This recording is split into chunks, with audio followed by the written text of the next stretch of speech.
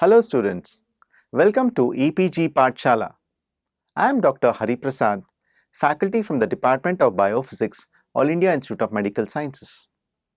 Today I am going to talk to you about the module Electrophoretic Mobility Shift Assay from the paper Techniques in Molecular Biophysics Part 1. First of all, what are the objectives in this particular module? We would be first discussing about introduction, then we'll have the principles, the critical parameters, methodology, which will include preparation of the protein sample, labeling of the nucleic acid, binding reaction, non-denaturing gel electrophoresis, and detection by autoradiography. We would also be discussing the advantages and disadvantages of EMSA and alternatives and variants of EMSA. Introduction. Interaction of proteins with DNA is central to the control of many cellular processes, including DNA replication, recombination, repair, the transcription, nucleic acid packaging, the RNA processing, maturation, nuclear transport, and finally formation of cellular machinery and viral assembly. EMSA is a technique that is used for the detection of the protein nucleic acid interactions. It is rapid, it is very sensitive, and a routinely used technique. It is also known as the band shift assay and the gel retardation assay. The principle of EMSA relies on the observation that protein DNA complexes move more slowly than free linear DNA fragments when subjected to non-denaturing polyacrylamide or agarose gel electrophoresis. As we already know, the migration of a DNA molecule during gel electrophoresis varies with the size. Smaller molecules migrate faster than the larger ones. On the other hand, if a given DNA molecule has a protein bound to it, the migration of the protein DNA complex gets that much more retarded as compared to the migration of unbound free DNA molecule. Because the rate of DNA migration is shifted or retarded when bound to a protein, the assay is also referred to as gel shift or gel retardation assay. This shift is primarily due to an evident increase in the molecular weight, the adoption of charge, and conditional changes in the nucleic acid conformation. The effect of the protein binding on the mobility of DNA is analyzed by polyacrylamide gel electrophoresis followed by autoradiography. The usual characteristic of nucleic acid binding proteins is their competency to sense and manipulate DNA RNA structures. Chromatin remodeling, transcription complex formation, initiation of transcription and translation of messenger RNA to protein all require setup of protein nucleic acid complexes that may consist either of DNA or RNA. Each complex has a different nature and therefore plays a different role in the regulation of protein expression. Binding of protein to nucleic acid is based on the nature of complex, and it can either be sequence specific or secondary structure dependent manner. Proteins can interact with nucleic acids in different ways that involve either the major groove or the minor groove. We have previously studied in module number 21 about agarose gel electrophoresis of DNA. But here we shall try to know something more. When supercoiled DNA is compared to nicked or linear plasmid DNA, during agarose gel electrophoresis, circular DNA migrates faster than linear DNA, and same is the true in this case. That is, protein DNA complexes formed on linear DNA fragments result in their characteristic retarded mobility in the gel. However, if a circular DNA is used, the protein DNA complex actually migrate faster than the free DNA. Gel shift assays are just not limited to protein DNA complexes. In fact, you could also study protein RNA and protein peptide interactions using the same electrophoretic principle. Even as we are trying to understand about the aspects of electrophoretic mobility shift assay, there are certain critical parameters in this experiment. The selection of the nucleic acid target. So, what is the actual size of the nucleic acid template that we consider in this particular experiment? It could either be short or long. If we have short nucleic acid templates, these things are easily synthesized and inexpensive to purchase. And there are smaller number of non-specific protein binding sites. Also, the binding sites on this particular short fragment are in close proximity and therefore result in aberrant binding. Whereas, for long nucleic acid templates, there are more number of non-specific binding sites, and also the migration is that much more slow, and also generally give a smaller mobility shift on protein binding. The critical parameters in this particular experiment. First, the binding conditions. Protein nucleic acid interactions are sensitive to mono and divalent salt concentrations and the pH. It is therefore advisable to provide an environment as close as possible to the physiological conditions that would mimic the environment in that particular organism or the human body. So, the buffers that could be used are HIPPIs, MOPs, bis and tris glycine and phosphate buffers. We also use certain type of additives. These additives are small neutral solutes such as glycerol or sucrose to stabilize the labile proteins. These enhance the stability of the protein and nucleic acid interactions. Here we see a brief outlay of the methodology that is used in electrophoretic mobility shift assay. We have first isolation of the DNA fragments and the protein fragments that would form complexes with these DNA molecules. The free DNA and the bound DNA are then run on the electrophoresis and under native conditions. After the run, these things are now exposed to the X-ray and then developed, and the band shift is now observed. We now try to understand the methodology that is used in EMSA. First of all, what are the reagents that are required?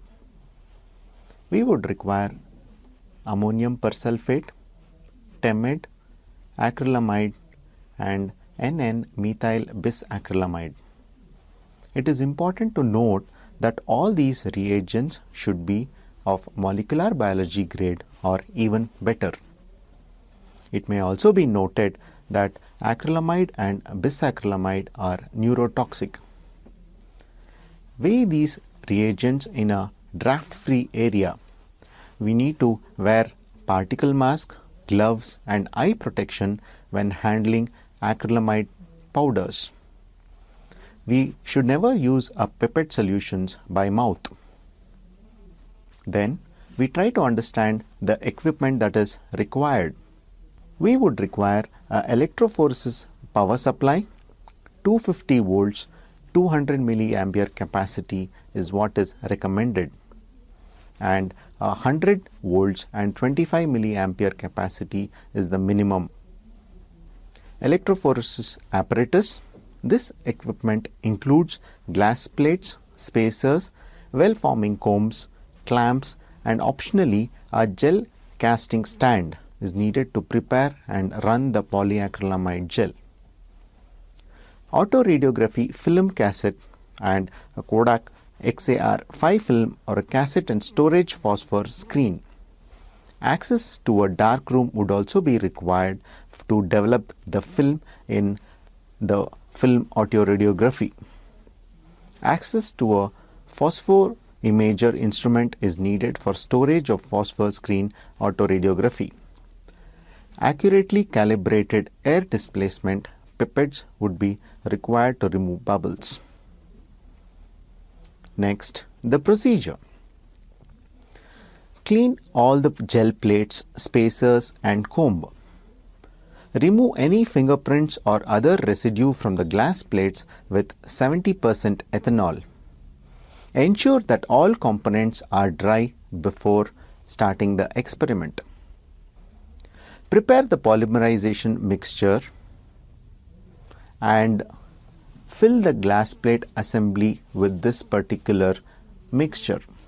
Avoid bubble formation. Insert a well-forming comb immediately and allow the gel to polymerize for at least 2 hours. Care must be taken about bubble formation during gel casting. Since bubbles do not conduct electrical current, they interfere with the electrophoretic movement. I provide some of the important tips to avoid bubble formation. Pour the polymerization mixture very slowly. Slant the assemble 45 degrees during the pouring.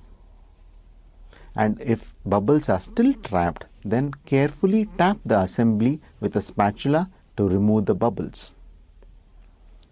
The procedure for the acrylamide formation and the casting of the gel is same as that is described in STS page. For several hours, the gels can be stored at room temperature with open edges sealed with a plastic film. For up to 1 week, the gels can be stored at 4 degrees centigrade and 100% humidity. Put the gel in a plastic box to maintain the humidity. A paper wick can be used which is attached to the side of the box and saturated with water from the other side. Remove the comb from the mold, wash the well with distilled water and mount the gel in the vertical electrophoresis apparatus. Add electrophoretic buffer to the top and bottom reservoir of the apparatus. Load the samples, which include the free DNA and the bound DNA, onto the gel. Attach the apparatus to the power supply unit and apply a voltage of 120 to 180 volts. Electrophoresis is continued until bromophenol blue reaches the bottom of the gel. At the end of the electrophoresis, dismantle the apparatus and place the plates in a tray and dry it thoroughly with paper towels. Carefully separate the plates, leaving the gel stick to one of the plates. Enfold the gel and plate in a plastic food wrap. It is important to note that before separating the gel and plate assembly, it must be dried because of the following reasons. The remaining buffer trapped between the plates can cause vacuum formation. This can distort the gel during separation of the gel from the plates. Presence of free buffer on the gel surface can lead to elution of radioactive nucleic acid from the gel. This free radioisotope can be troublesome in autoradiography detection and potentially safety hazard. Then we talk about the detection, which is seen on the right side. Detection methods will depend on the nature of the label used during synthesis and labeling of the nucleic acid. Our radioisotope phosphorus-32 is commonly used to detect nucleic acids, but it's a hazardous material to work with. The other options such as biotin or digoxygenin could be used as non-radioactive labels. These, however, are less sensitive, and detection procedure can involve extra steps such as transfer to a membrane and incubation with primary and secondary antibodies, as well as intermediate washing steps. Now we talk about autoradiography. The use of autoradiography with gels requires the gel to be dried prior to being placed. Stepwise, take the gel with the plate and dip it in 7% acetic acid for 5 minutes. Wash the gel with distilled water and remove extra fluid from gel surface with Kim's wipes only. Enfold the gel and supporting plate in a food wrap made of polyethylene. This will prevent the gel from sticking to the film and contaminating the cassette. The wrapped surface of the gel should be free of air bubbles and wrinkles, otherwise it will interfere with autoradiography. Also, make sure that the gel is completely dried. Place the wrapped gel and plate assembly in a cassette with the gel side towards the film or the screen. Expose the film for appropriate period of time at room temperature or at 20 degrees Celsius. Develop, fix and dry the X-ray film as recommended by the manufacturer. So in order, the cassette would include a film cassette, intensifying screen, film, the sample, and again a film cassette. Synthesis and labeling of nucleic acids. There is no need for labeling DNA if large quantities of DNA are available because the DNA bands can be visualized by conventional ethidium bromide staining. However, it is usually preferable that when low concentrations of DNA are used, they should be labeled before performing the experiment, as it will facilitate detection and will also add sensitivity to the method. Following are some of the labeling methods. First is the DNA that can be labeled with a radioactive 32P by incorporating a DNTP during the 3' fill-in reaction using the Klinov fragment. Second, 5' end labeling using a 32P ATP using a T4 polynucleotide kinase. And lastly, non-radioactive methods are also available to label and detect nucleic acid probes such as biotin, deoxygenin and fluorophores. Now, what is the binding reaction that is involved in electrophoretic mobility shift assay? First of all, we need to mix the following components except the labeled protein in a vial. This would include the protein sample, the binding buffer, the poly D, and is added to the binding reaction as a competitor for non-specific DNA binding protein. We need to incubate this particular mixture for 20 minutes at 4 degrees centigrade. The labeled DNA probe is then added and incubated at room temperature for additional 20 minutes. Non-denaturing gel electrophoresis. After the binding reaction, the next step is to separate the free nucleic acid from the complexes formed by a non-denaturing gel electrophoresis. Polyacrylamide or agarose gels can be used for EMSA based on the size of the nucleic acid or the complex and the desired resolution. The steps for this particular electrophoresis are the same as described in agarose gel electrophoresis and SDS page electrophoresis. They include gel casting, sample loading, and the electrophoresis. The resolution of the complexes depends on the stability during the electrophoresis. The routinely used buffers are variants of tris borate EDTA, tris acetate EDTA, or tris glycine. Binding of the reaction buffer can also be used as electrophoresis buffer in some conditions. This has the advantage of having no need to independently optimize binding and electrophoresis buffer conditions. Both polyacrylamide and agarose can be used for EMSA, but polyacrylamide gels offer better electrophoretic resolution for protein DNA and protein RNA complexes. It may be noted that irrespective of the type of electrophoresis that is used, it will be under native conditions. After having run the electrophoresis, it becomes important to detect the shift or the run of these molecules and complexes.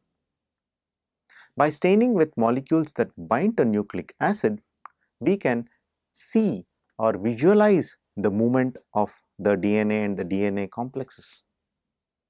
If the nucleic acid has previously not been labeled, we could use a conventional ethidium bromide or chromophores or fluorophores such as red safe DNA stain or cyber safe DNA gel stain. The use of ethidium bromide and these chromophores would be applicable in experiments where you have a large quantity of DNA in the experiment. If there is a less quantity of DNA, then it should be labeled for detection based on the nature of the label, such as the radioactive isotope such as 32 phosphorus. It is one of the easiest and most sensitive methods to detect nucleic acid, but it has to be borne in mind that it's a hazardous material to work with. There are other common labels such as biotin, deoxygenin and fluorophores.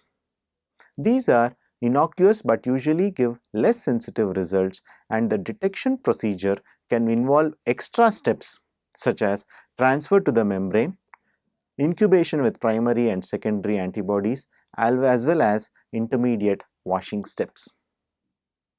Now, to summarize the advantages of the technique, that is the EMSA.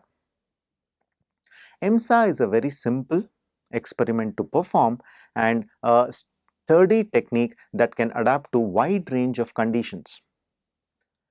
Radioisotope labeling of nucleic acid and autoradiography make it a very sensitive method. A variety of non-radioactive labels that can be detected by fluorescence and chemiluminescence make EMSA very versatile.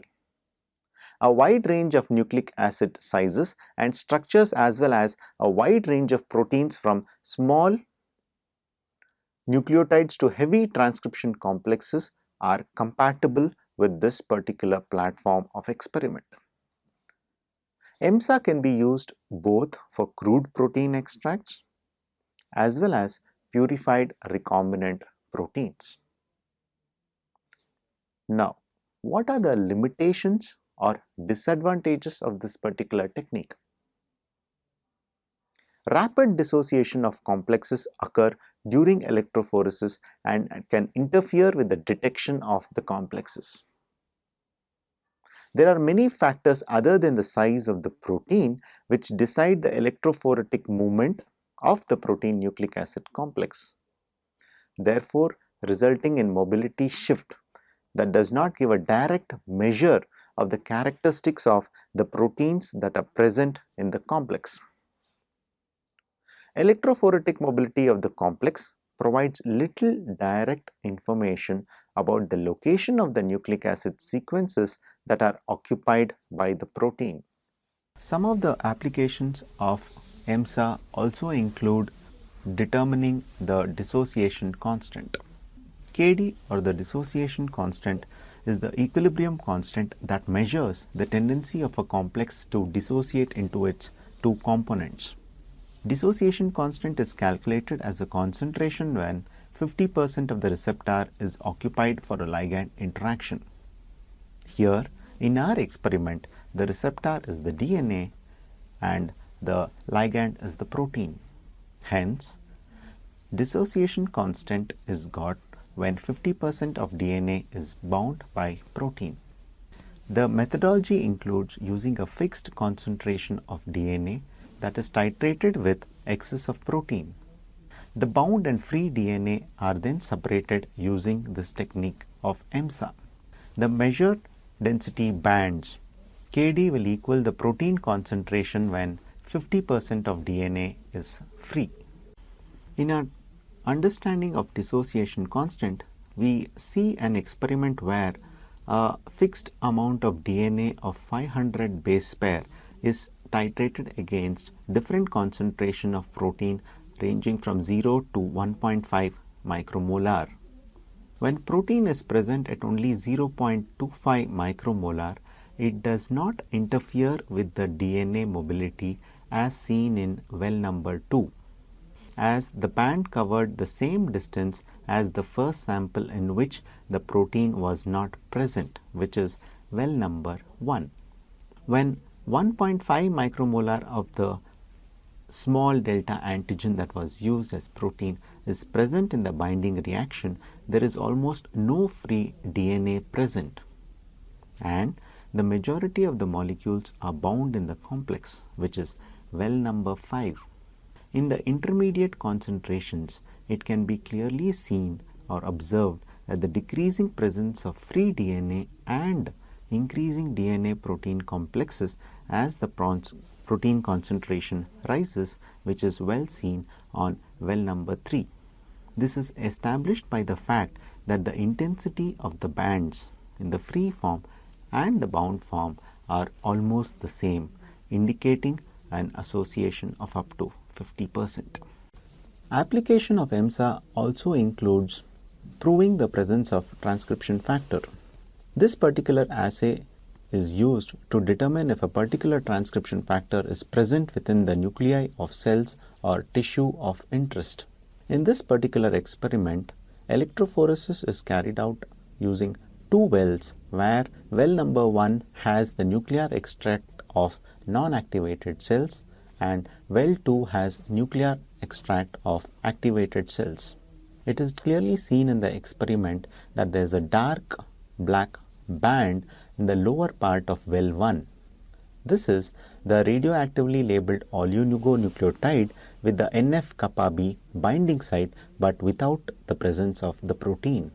Whereas in well number 2, we see a dark band even in the upper part, which shows that there is a radioactively labeled oligonucleotide with NF-kappa B binding site and the site also containing the NF-kappa B.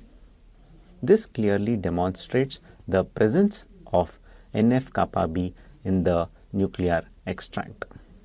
Having understood EMSA, we now try to understand the alternatives and variants of EMSA. The first is the supershift assay. In supershift assay, we compare the mobility of the free DNA, second the DNA with the protein complex, and finally a protein DNA complex with a particular antibody. So in this particular experiment, the formation of the antibody protein DNA complex further hinders the movement of the complex within the gel. So if the mobility of the protein and DNA complex is termed as a shift assay, the further reduced mobility of the complex with the antibody is therefore aptly called as the supershift. To explain further using an analogy, I would consider a family that is trying to reach a particular platform on the railway station. And as you people know, railway stations are usually crowded. This is akin to the matrix of within the acrylamide gel. A family consisting of children would now try to move across this particular crowd to reach their particular platform.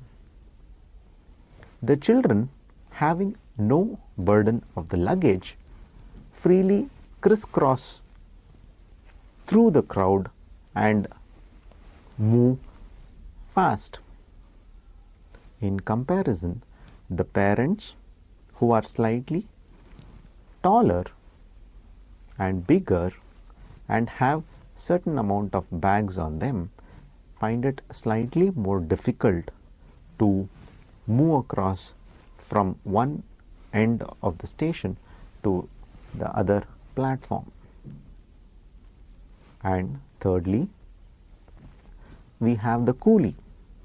The coolie who is having bags and luggages on his hand, on his head, finds it most difficult to move across from one end of the station to the platform.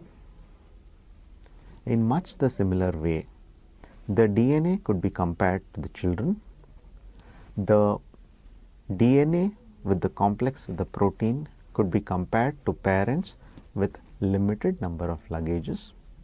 And finally, the antibody protein DNA complex could be compared to the coolie who is having baggages or luggage on his hand and on his head. A few other alternatives and variants of EMSA include chromatin immunoprecipitation and DNA footprinting. In chromatin immunoprecipitation, we have capturing of the protein DNA interaction on a cross-linking agent, example a formaldehyde. Antibodies are used to specifically immunoprecipitate a desired protein of interest, and quantitate PCR is used to measure the quantity of DNA that is bound to this particular protein. In DNA footprinting, we use a method where identification of the binding site is recognized by specific protein.